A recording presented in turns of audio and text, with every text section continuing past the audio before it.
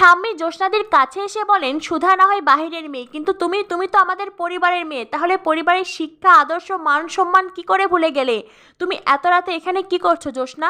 জ্যোৎস্না বলে, আমি এই বাড়ি থেকে চলে এসেছি, আমি আর ওই বাড়িতে ফিরতে চাই না। শুনেই ঠাম্মি জ্যোৎস্নাদির গালে সপাটে চড় মারেন।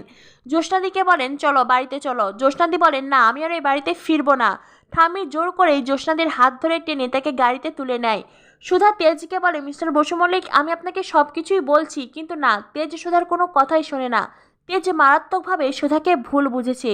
সুধা যাই করে থাকুক না কেন, সুধার কোনো দোষ নেই, কিন্তু সুধা তেজের কাছ থেকে কথাগুলো লুকিয়েছে, আর তাই প্রচণ্ড আঘাত পেয়েছে তেজ।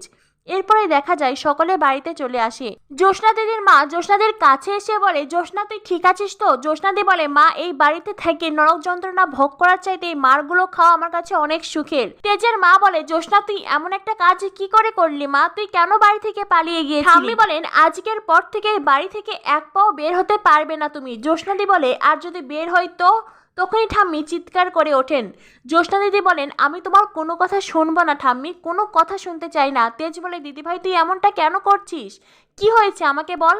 জ্যোৎস্নাদি তেজকে বলে, তুই পুরুষ, তুই এই বাড়ির ছেলে, তাই এই বাড়ির অনেক নিয়ম কানুনই তুই জানিস না। তুই জানিস না এই বাড়ির মেয়ে বউদের ওপর কতটা অত্যাচার করা হয়। তুই জানিস না এই বাড়ির মেয়ে বউরা কতটা যন্ত্রণা সহ্য করে এই বাড়িতে থাকে। জ্যোৎস্নাদি ঠাম্মিকে বলে, আমি আর তোমার কোনো কথা শুনতে পারবো না। তুমি কে? তুমি কে আমার জীবনের সিদ্ধান্ত নেওয়ার? তুমি কি এই বাড়ির ভগবান? জ্যোৎস্নাদিকে তার মা বলে, জ্যোৎস্না তুই ঠাম্মির সঙ্গে এমন করে কেন কথা বলছিস? তুই ঠাম্মির কাছে ক্ষমা চা। জ্যোৎস্না বলে, কেন ক্ষমা চাইবো? কি কারণে? উনি কে? কেন ওনার কাছে ক্ষমা চাইতে হবে? এই বলে জ্যোৎস্নাদি নিজের ঘরে চলে যায়। আর এদিকে ঠাম্মি তো নিজের কানকে বিশ্বাস করতে পারছে না। এতদিন যে জ্যোৎস্না তার জন্য নিজের ভালোবাসাকে স্যাক্রিফাইস করেছে, আজ কিনা সেই জ্যোৎস্না এমন ব্যবহার করছে। জ্যোৎস্নাকে যেন কোনো